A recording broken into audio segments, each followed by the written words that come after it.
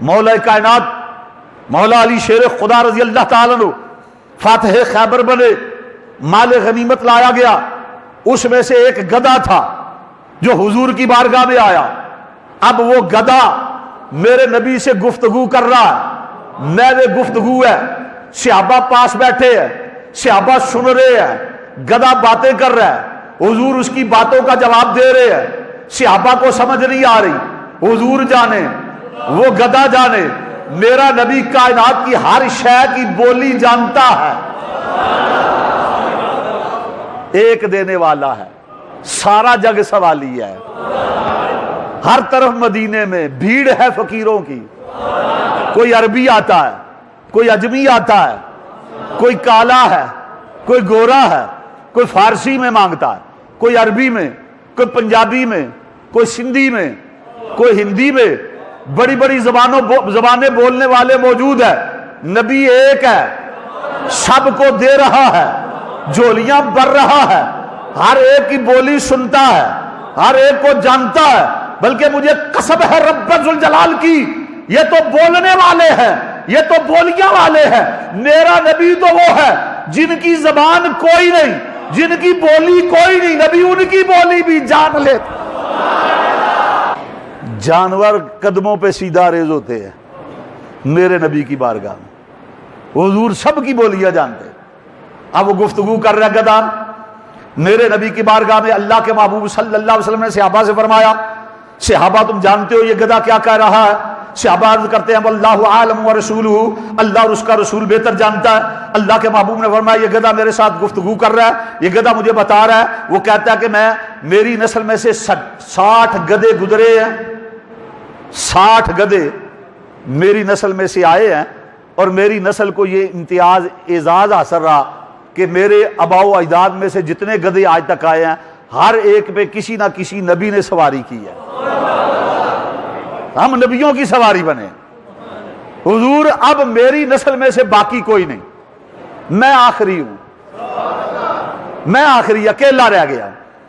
میں خیبر میں ایک یہودی کی ملکیت تھا، اس نے بڑی کوشش کی میرے اوپر سوار ہونے کی، مگر میں نے بھی ارادہ کر رکھا تھا۔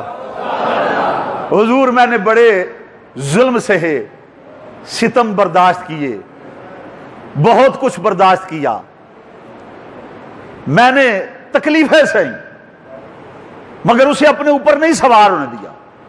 وہ مجھ پہ تشدد کرتا، مارتا، پیٹتا، کوشش کرتا، میں گرا دیتا، مجھے کئی دن بھوکا رکھا گیا، پیاسا رکھا گیا، دھوپ میں باندھ دیا گیا، مگر میں نے ہر ظلم برداشت کیا، ہر ستم برداشت کیا، سب کچھ برداشت کیا۔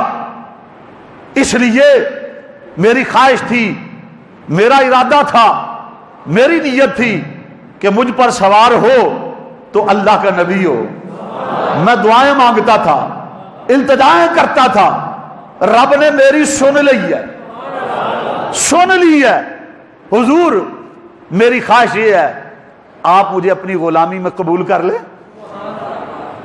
آپ مجھ پہ سوار ہو جائیں، کسی دوسرے کو میں نہیں سوار ہونے دوں گا، آپ ہو جائیں۔ میرے نبی نے قبول کر لیا، اس کا نام رکھا حضور نے یافور۔ کیا؟ یافور۔ حضور نے فرمایا تیرا نام یافور ہے۔ وہ حضور کی بارگاہ میں رہتا، خدا کی قسم وہ دراز گوش میرے نبی کے چہرے کی زیارت کرتا رہتا، حضور کے سامنے رہتا، حضور کبھی کبھی اس پر سوار ہوتے، لیکن اس یافور کو عزت میرے نبی نے کیا دی، شان کیا دی۔ جب کسی صحابی کو بلانا ہوتا نا، حضور یافور سے کہتے جا فلاں کو بلا کے لا، جا فلاں کو بلا کے لا۔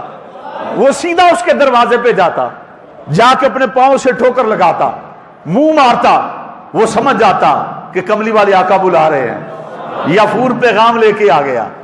وہ گدھا میرے نبی کی بارگاہ میں رہا، وہ دراز گوش، وہ حضور کو پہچانتا تھا، جانتا تھا۔